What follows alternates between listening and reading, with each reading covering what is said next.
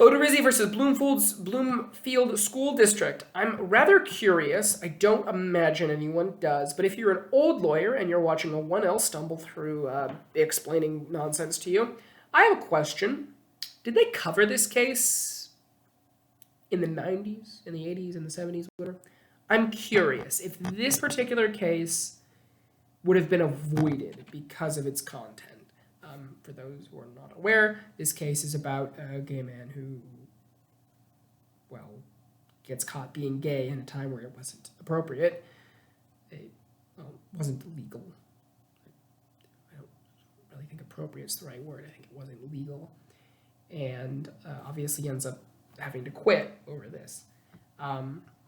Now, the context of this is that he had been arrested and had been, hadn't slept in 48 hours, and a bunch of people showed up to like yell at him, and so he's retired. He's retiring, and then he wants to unretire. He claims he's under duress when it was found out, and the principal came over to his house and like basically forced him to retire.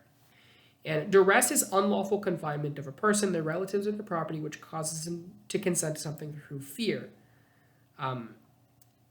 That was the California ruling. That kind of shifted away from that, right? Well, they're basically saying that's duress under California. Ignore that, though. That's not normally how duress is going to be defined. Undue influence can be, but is not limited to, when a persuasion is coercive and overturns the will of a party, which is what happened here. And there's some factors. Inappropriate time of discussion. He hadn't slept in 48 hours. Consummation at an unusual place. Why is he at his house instead of the school? Instant demand of immediate completion. That happened. Emphasis on consequences of delay. They were emphasizing that if you don't resign, we'll have to go public. Multiple persuaders. There were multiple people there. Absence of third-party advice. He didn't get to call his lawyer. And telling them that you don't have time to call your lawyer, which is exactly what they did. You often want to have a confidential relationship as well, but that's not as important.